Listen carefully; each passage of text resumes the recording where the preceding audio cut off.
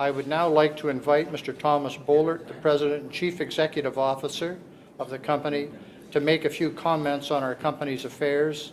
Following the presentation, the panel will be available to respond to questions. Tom? Thank you, Dave. Good morning. I would like to introduce Steve Cresswell, who is another member of management who's here with us this morning. Steve is a CFO. The remainder of the team is out of town on business today, otherwise they would have been here to join us. Just a quick note on forward-looking statements. Please familiarize yourself with the disclosure regarding forward-looking statements.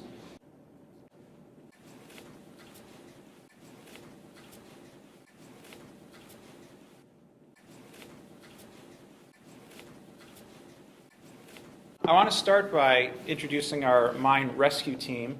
This is a team of people that competed in the Sudbury District Mine Rescue Competition last month.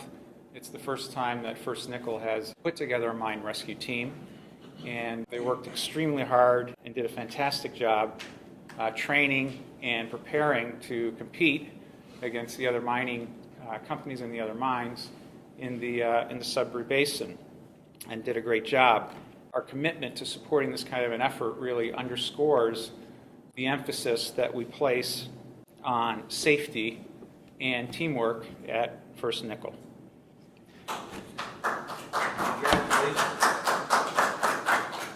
So I'd like to begin with an overview of where we've been over the past year, and then make some comments about what the future looks like for First Nickel.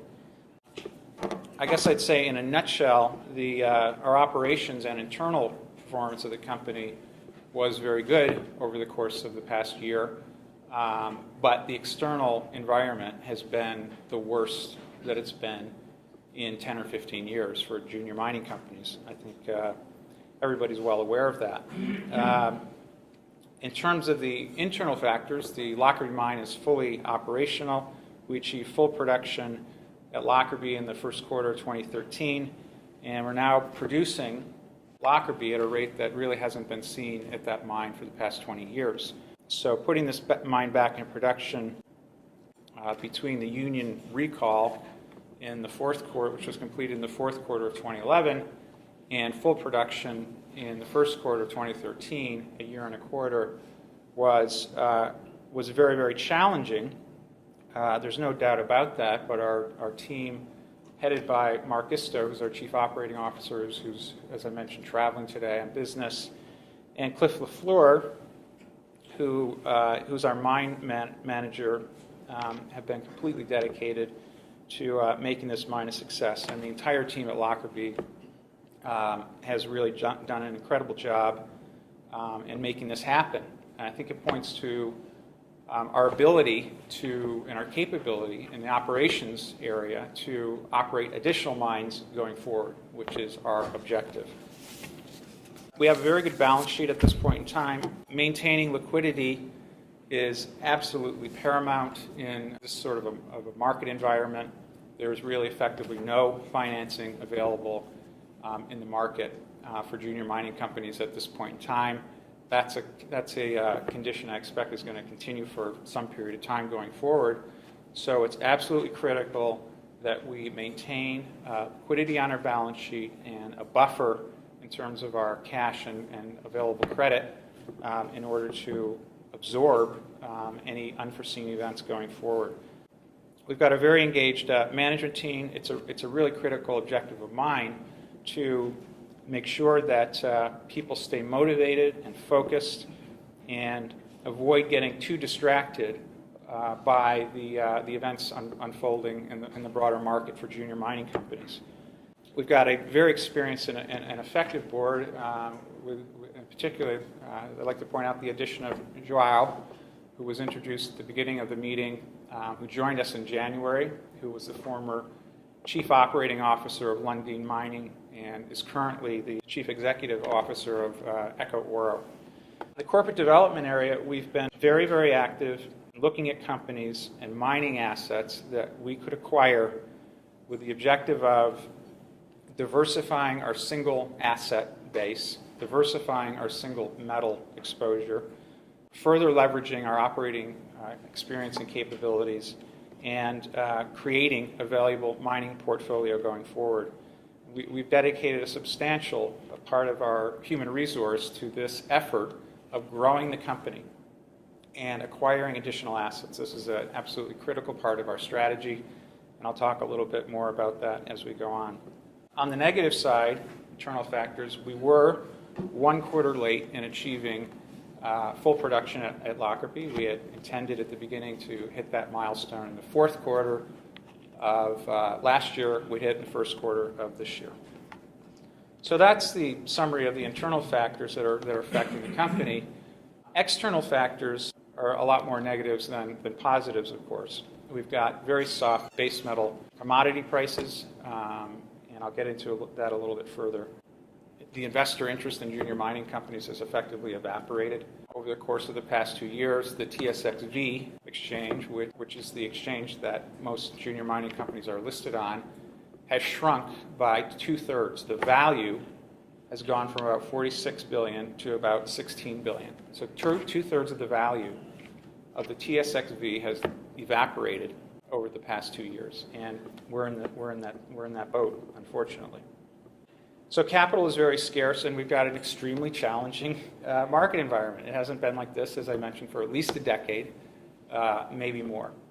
The one positive that we have, and it's really kind of, I think, a competitive advantage that we have at this point in time, is that we've got 2 very supportive shareholders, institutional shareholders, that are backing the company and are very interested to support First Nickel as we go forward to acquire additional assets. And that is something that very, very few companies have the benefit of at this particular point in time. So a fantastic competitive advantage there. Moving on to the mine, just a quick reorientation maybe. This is a 40-year-old mine in Lockerby. We are currently mining this Lockerby depth zone here. We're about 2,000 meters below the surface.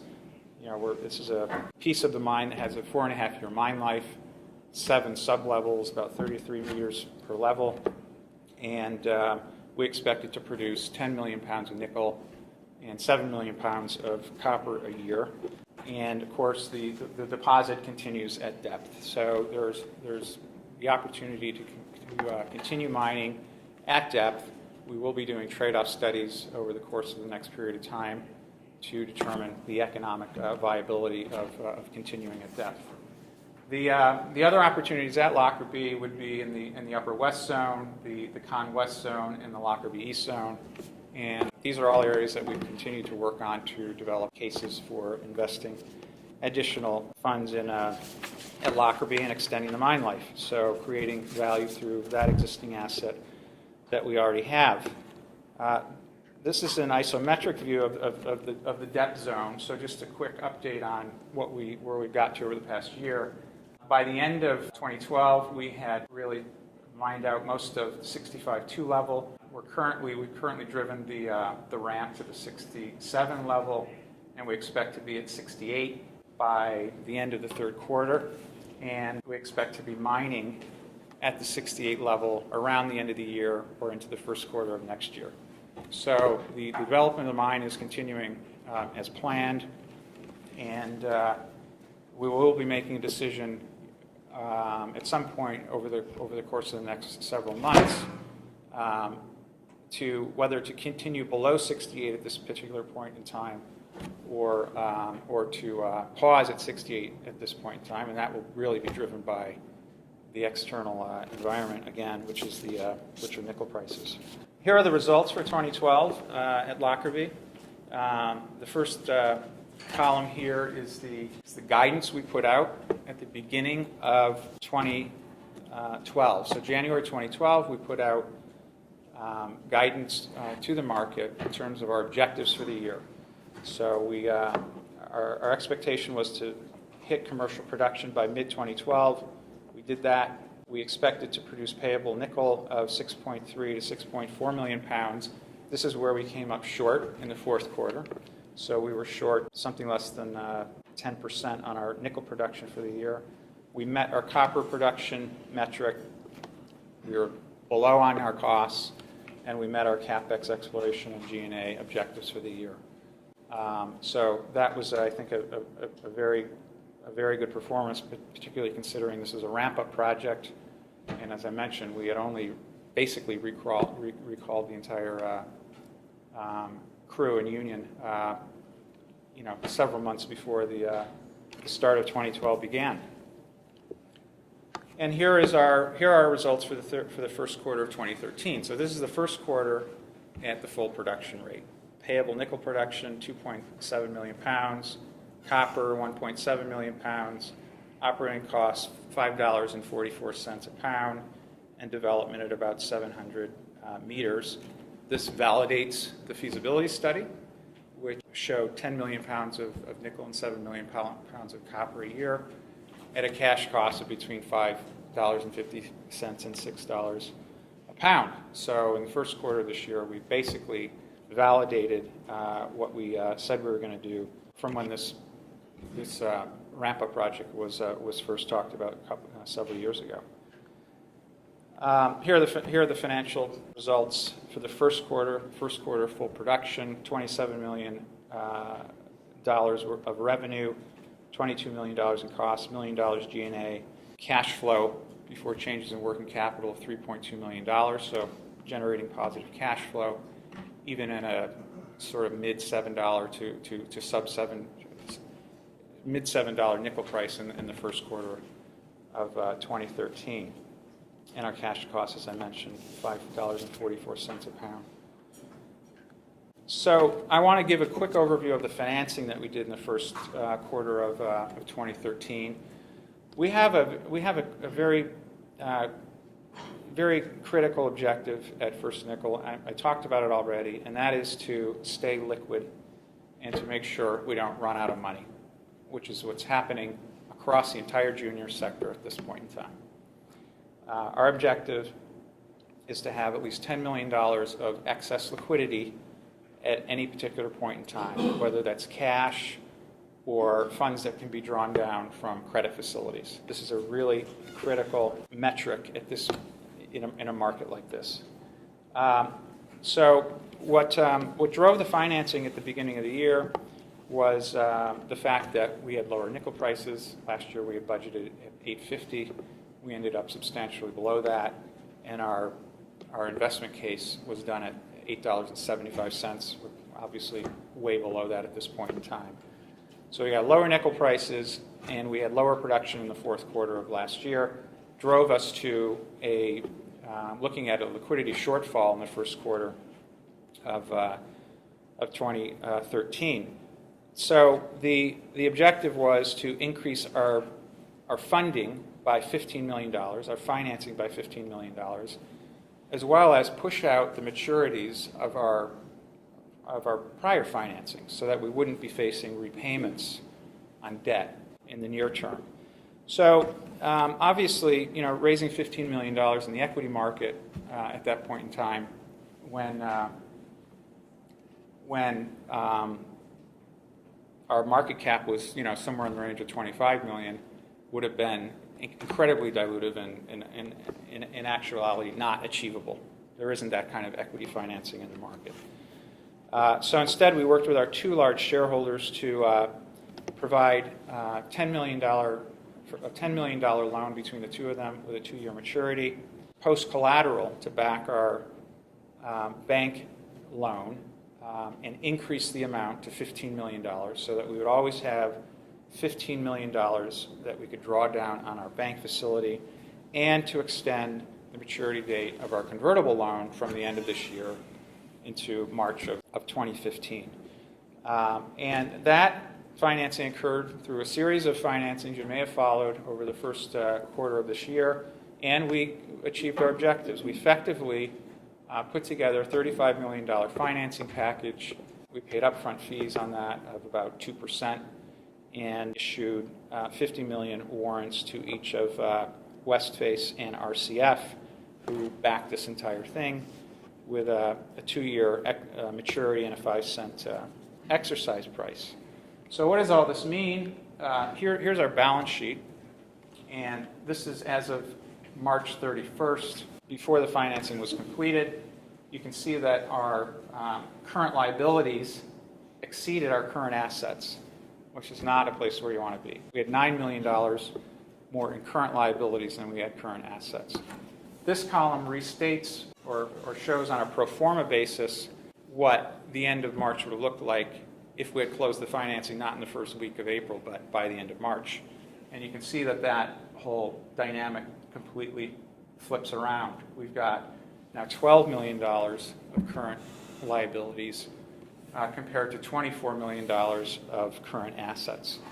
And that was the impact of these financings. It basically gave us a balance sheet and liquidity that would enable us to continue on with the $10 million buffer for the foreseeable future at a reasonable nickel price. And of course, the nickel price is a big factor in terms of our success and our options going forward. So that summarizes the internal activities really over the course of the past year. And now we get to the external factors here. This is a graph of nickel and copper prices over the past 2 years. And you can see that, first of all, nickel has fallen by about 40% over the past 2 years. Copper has fallen by less than that. Nickel has been particularly out of favor with investors over this period of time. And this kind of reduction in the copper price, nickel price, comes right out of our bottom line. So it's certainly a serious issue for all mining companies. Now, the nickel supply is expected to exceed the demand for nickel for the current year and into the next couple of years by somewhere in the range of 5%. So we've got an excess supply of nickel coming into the market, and we've got excess inventories of nickel. Those two factors combine to reduce the nickel price, and that's the situation we're in at this particular point in time. Excess supply of metal, excess inventory of metal, driving down the price. So that's the current situation. Now, looking forward, there are really three things that drive the nickel price. First one is global GDP demand, and that's the demand side of things. GDP goes up, that means consumption goes up around the world, more nickel gets consumed. And it's primarily Chinese GDP that is the swing factor here. That's number one. Number two is the response of nickel pig iron producers in China to changing supply over time. And number three is the response of nickel mining companies to lower prices of nickel over time. So on the GDP demand front, that is looking softer and softer all the time. And it's not clear, when that situation in China, the economic situation, will stabilize. There are a lot of challenges. There's no question about that. On the supply side, again, nickel pig iron producers in China are the swing producers, and there's not a lot of clarity with regard to how they will respond to changes in nickel price. And number three are the other nickel mining companies in the world. Now, Wood Mackenzie's put out a report in which they've done an analysis leading them to the conclusion that about a third of the nickel mines in the world cannot cover their operating costs at $7 nickel. That means that 33% of the nickel mines are operating at a cash loss at this particular point in time. And that will result in mines closing. That has begun to happen. I would expect that will continue, and that will take some of the supply out of the equation over time. So and eventually equilibrium will come back into the market. Supply and demand will eventually meet one another. The question is, when does that happen? the expectation is it's in the medium term. And, I think at First Nickel, we believe that $9 to $10 nickel is somewhere, in the clearing price, equilibrium price for nickel. The question is, when are we going to get there, and how bad is it going to be between here and there? That is a question that nobody has the answer to. So while in the medium to long term we are confident in the nickel price, the short term, current prices are certainly a major concern for any mining company, and certainly for First Nickel as well. So we're doing everything we can to maintain a viable operation in this kind of environment, meaning cutting costs, deferring costs, reducing spending across the board, and hitting our targeted production rates at the mine. So the other metric here is First Nickel stock price, the other market metric. This is what's happened to comparable mining companies over the course of the past year. The blue line is the index, 78 companies that are base metal mining companies, junior mining companies, and the red line is First Nickel. So the index over the past year has fallen by 50%, and so we're in the same boat. The fact is, junior mining companies are at the risky end of a very cyclical business. And when we start seeing the risk, when we start seeing downside prices, the risk gets magnified in the stock prices of the junior mining companies. So the stock prices of junior mining companies are going to perform worse than metal prices in a downward environment. But I believe the opposite will also be the case when metal prices start to recover, and that we'll see increased metal prices reflected in junior company stock prices. So that is the question is, when is this all going to happen? And of course, nobody knows the answer to that question. So what are we doing in the meantime to deal with the current environment? It's really two things. We are trying to protect the company from a very adverse market environment. And I talked about some of the things we're doing, but the objective is to maintain financial self-sufficiency, to successfully operate the Lockerby Mine at minimal costs, trying to extend mine life, and protecting the balance sheet. The expectation from many market commentators is that the majority of junior mining companies will cease to exist over the course of the next period of time. There will be hopefully a handful of winners, and we expect to be one of those winners. So there's a defensive piece, that's number one, that we're protecting the company from the adverse market environment. And number two is working to position the company for an eventual market recovery. And what we're doing in this regard is spending quite a bit of, as I mentioned, our human resource on the corporate development acquisition activity, and trying to acquire assets that we can operate in a depressed price environment that will position the company for success once we come out of a very, very difficult market environment. We're looking to diversify our single asset risk. We're looking to diversify our single metal risk, and we're looking to extend the mine life of our portfolio. So two very key things. This has been our strategy since the beginning when I arrived here. One is to deliver on Lockerby and to do it in a way that's consistent with the original investment case, demonstrate that we have the capability to build and operate mines. And number two is to expand the company, grow the company through acquisitions of other assets and build value for the company long term. I would conclude in saying that there's no question that we're in a very, very tough time. As I mentioned, we haven't seen this kind of environment in this sector in more than a decade. We're doing everything we can to protect the company, protect the value of the company, keep Lockerby operating, and at the same time trying to position ourselves for the future. We're taking a long-term view. If we take a short-term view, you might just throw in the towel at this point in time. That is not what First Nickel is about. We are looking to build a mining company, even in this tough market environment. So with that, I will take questions.